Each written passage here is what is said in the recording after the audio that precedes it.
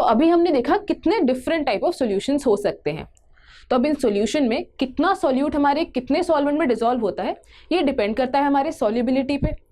इस सॉल्युबिलिटी को डिफाइन करने के लिए हमारे पास एक बेसिक थंब रूल है। वो बेसिक थंब रूल क्या कहता है? It says that like dissolves like. ये आपने कई जगह पे देखा होगा और इसका सिंपल मीनिंग हम ये समझ सकते हैं कि जो पोलर सब्सटेंसेज हैं वो सिर्फ पोलर सॉल्वेंट्स में डिसॉल्व होंगे। सिमिलरली जो हमारे नॉन पोलर सॉल्यूट्स हैं वो हमारे नॉन पोलर सॉल्वेंट्स में डिसॉल्व होते हैं। तो अगर मैं एक नॉन पोलर सॉल्यूट ले लूँ, जैसे कि अगर मैं कहूँ नैप्थलीन ले लूँ या आयरन ले लूँ और उसको मैं एक पोलर सॉल्वेंट में डिसॉल्व करने की कोशिश करूँ, लेट्स से वाटर सबसे कॉमन पोलर सॉल्वेंट है जो हमारा, तो वो डिसॉल्व नहीं होता। इसीलिए हम कह सकते हैं कि ये चीज़ें डिसॉल्व नहीं होती। पर ऐसा होता क्यों है? ऐसा इसीलिए होता है कि हमारे जो पोलर सब्सटेंसेस हैं वो पोलर सब्सटेंसेस के बीच में कोई एक इंटरैक्शन होता है। सिमिलरली नॉन पोलर सब्सटेंसेस एक अच्छा इंटरैक्शन दिखाते हैं नॉन पोलर सब्सटेंसेस के साथ। तो इसी पर डिपेंड करता है हमारा कि कोई सॉल्यूट किसी सॉल्वेंट में डिसॉल्व होगा या नहीं। बट इवन अगर कोई सॉल्यूट अच्छे से एक सॉल्वेंट में डिसॉल्व हो जाए तब भी ये इंटरैक्शन डिपेंड करता है कि कितना होगा, इसका एक एक्सटेंट होता है। वही एक्सटेंट हमें देता है सॉल्युबिलिटी, विच मीन्स कि कितना सॉल्यूट यानी maximum amount of solute that can be dissolved in any given amount of solvent is the solubility. पर ये किस चीज़ से गवर्न होता है इसका हम एक एग्जाम्पल से समझने की कोशिश करते हैं। तो आप लोग यहाँ पे देख सकते हो हमने सोल्यूट लिया है sugar which is a polar solute और वाटर को हमने ले लिया as a solvent which is a polar solvent. आपको पता है लाइक डिसॉल्व लाइक, यानी शुगर बहुत इजीली डिसॉल्व हो सकती है इस वाटर में। तो अब हम कोशिश करते हैं शुगर को डिसॉल्व करने की।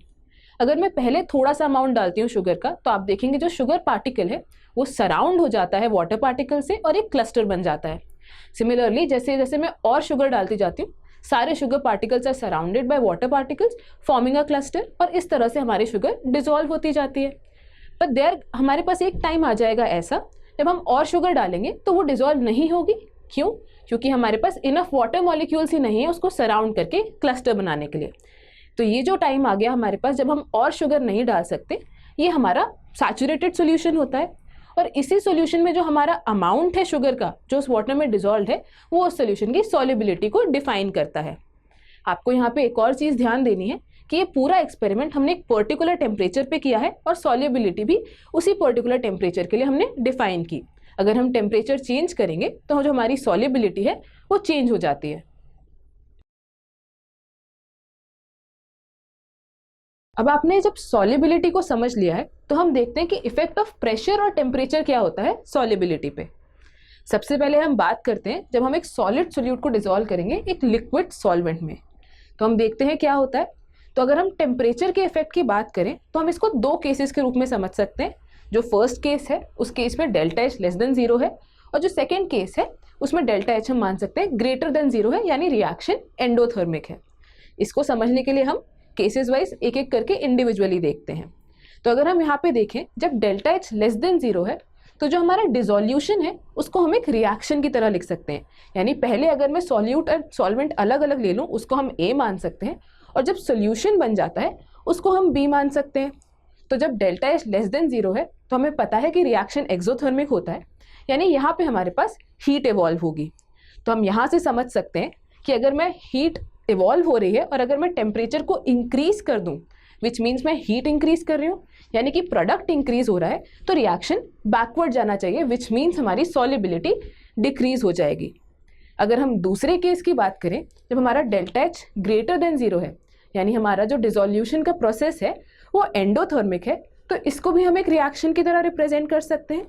वो रिएक्शन कुछ इस तरह से हम लिख सकते हैं कि अगर अगेन हमारा इस साइड हम मान लें कि हमारे पास अलग अलग सॉल्यूट और सॉल्वेंट है तो जिसको हम डिसॉल्व करते हैं यानी सॉल्यूशन बनता है हमारे प्रोडक्ट में, इस प्रोसेस में हीट एब्जॉर्ब होती है। अब इस केस में अगर मैं टेम्परेचर को इंक्रीज करती हूँ यानी मैं कह रही हूँ कि मैं रिएक्टेंट को इंक्रीज कर रही हूँ, तो अगर मैं रिएक्टेंट इंक्रीज करती हूँ तो रिएक्शन फॉरवर्ड जाना चाहिए विच मीन्स और सॉलिड हमारा जो सोल्यूट है वो डिसॉल्व होना चाहिए विच मीन्स हमारी सॉल्युबिलिटी इस केस में इंक्रीज हो जाएगी। तो सिमिलरली अगर आपको ये समझ में आ गया है तो आप वो केसेस भी समझ सकते हैं जब हमारा टेम्परेचर डिक्रीज होगा। तो अगर हमारा इस केस में टेम्परेचर डिक्रीज होता है तो सॉल्युबिलिटी इंक्रीज होगी और एंडोथर्मिक केस में जब हमारा टेम्परेचर डिक्रीज होगा तो सॉल्युबिलिटी भी डिक्रीज होगी।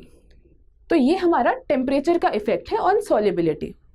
अगर हम प्रेशर के इफेक्ट की बात करें तो आपको ध्यान देना है कि प्रेशर का कोई इफेक्ट नहीं होता जब हम एक सॉलिड को डिसॉल्व करते हैं एक लिक्विड में। ऐसा ये इसीलिए होता है बिकॉज जो हमारे सॉलिड और लिक्विड है उन पे भी प्रेशर चेंज करने से कोई इफेक्ट नहीं आता, और इसीलिए जब हम प्रेशर चेंज करते हैं इस केस में सॉल्युबिलिटी में भी कोई इफेक्ट नहीं पड़ता। तो अब जो दूसरी चीज हम देखने वाले हैं वो effect of pressure and temperature on solubility of gas in liquid, यानी जब हमारा जो गैस है वो एक सोल्यूट की तरह बिहेव करेगा और जो लिक्विड है वो एक सॉल्वेंट की तरह बिहेव करेगा। तो सबसे पहले हम देखते हैं the effect of temperature on this solubility, और उसको देखने के लिए यहाँ पे हम एक छोटा सा पहले एक्सपेरिमेंट करते हैं और समझते हैं कि इस एक्सपेरिमेंट में क्या हो रहा है। हेलो एवरीवन, सो आज हम एक नया एक्सपेरिमेंट करने वाले हैं जो हमें हेल्प करेगा जानने में the solubility of a gas in a liquid. तो इस एक्सपेरिमेंट के लिए आप देख सकते हैं हमारे पास यहाँ पे 2 कोल्ड ड्रिंक बॉटल्स हैं। जो लेफ्ट साइड में मेरे पास कोल्ड ड्रिंक बॉटल है वो रूम टेम्परेचर पे है, और जो इधर मेरे पास राइट साइड में कोल्ड ड्रिंक बॉटल है वो कोल्ड है, यानी हमने फ्रिज में रख के निकाली हुई है। सो अब इन दोनों बॉटल्स को जब हम ओपन करेंगे तो इनमें जो डिफरेंस इन फिज होगा उसकी हेल्प से हम जान पाएंगे कि सॉल्युबिलिटी का क्या फर्क होगा of a gas in a liquid. ये हम इससे इसीलिए समझ पाएंगे बिकॉज ये दोनों हमारे पास कोल्ड ड्रिंक्स हैं, और कोल्ड ड्रिंक्स आपको पता ही है कि कार्बोनेटेड ड्रिंक्स होती हैं, विच मीन्स उनमें कार्बन डाइऑक्साइड डिसॉल्व होता है एक कोल्ड ड्रिंक के सोल्यूशन में। तो अगर हम बॉटल ओपन करेंगे और फिज में डिफरेंस आएगा, यानी सॉल्युबिलिटी ऑफ कार्बन डाइऑक्साइड में डिफरेंस आएगा, और उससे हम बता पाएंगे कि क्या फर्क होगा दोनों की सॉल्युबिलिटी में। तो अब हम दोनों बॉटल्स को एक एक करके खोलते हैं। तो the first bottle that we are going to open is the cold bottle.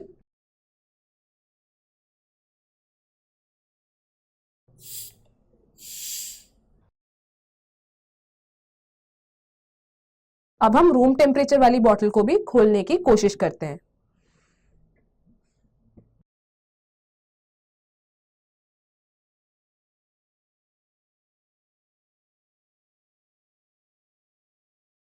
तो यहां आप लोगों ने देखा कि जो बॉटल हमारे पास कोल्ड बॉटल थी उसमें काफी कम फिज निकला, यानी काफी कम CO2 रिलीज हुई, वेराज जो बॉटल रूम टेम्परेचर पे थी उस पर कंपैरेटिवली काफी ज्यादा फिज निकला, यानी ज्यादा कार्बन डाइऑक्साइड उस केस में एस्केप हुई।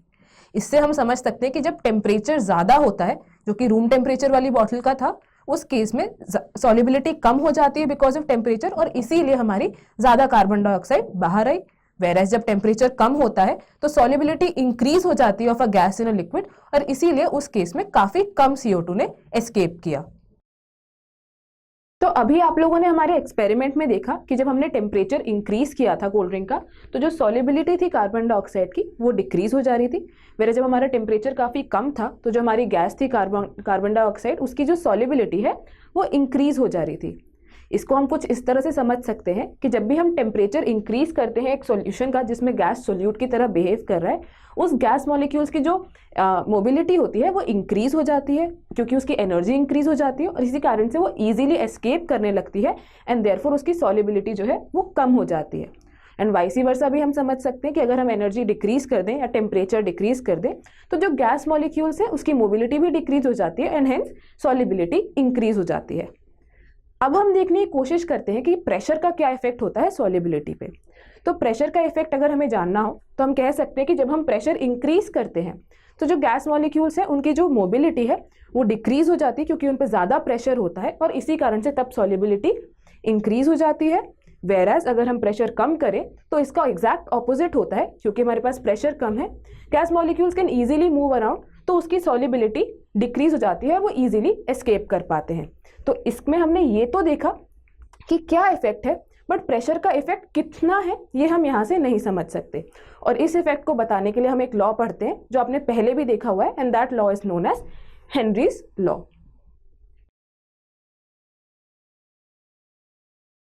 तो आइए अब समझने की कोशिश करते हैं कि हेनरीज लॉ आखिर होता क्या है।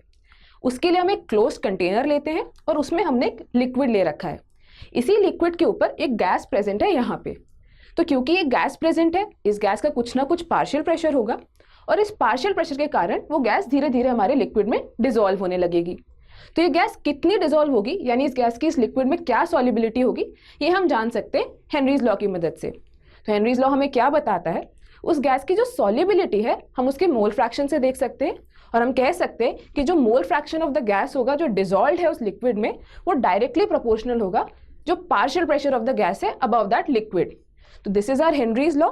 तो इसको हमने प्रोपोर्शनैलिटी को अब एक कांस्टेंट के हेल्प से भी डिफाइन कर सकते हैं। हम कह सकते हैं कि mole fraction will be equal to KH, जो हमारा हेनरीज कांस्टेंट है, multiplied by the partial pressure of the gas above the liquid. तो ये हो गया हमारा हेनरीज लॉ। इसको हम दो डिफरेंट फॉर्म्स में लिख सकते हैं। सिंस ये डायरेक्टली प्रोपोर्शनल है तो हम हेनरीज लॉ चाहे इस तरफ लिखें, चाहे हेनरीज कांस्टेंट हम चाहे इस तरफ लिखें, या हम चाहे इस तरफ लिखें where P is directly proportional is equal to KH into mole fraction. हम इसको इस तरह भी लिख सकते हैं। The only difference will be Henry's जो कांस्टेंट है उसकी वैल्यू और उसके यूनिट्स अकॉर्डिंगली चेंज हो जाएंगे।